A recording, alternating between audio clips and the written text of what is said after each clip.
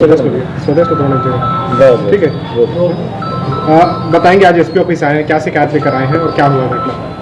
वही हम लोग ये ऑफिस इसलिए आए हैं, हम लोग के साथ मारपीट हुआ। मैं वार्ड क्रमांक 34 की पार्षद पुष्पा निरंजन साहू बोल रही हूँ।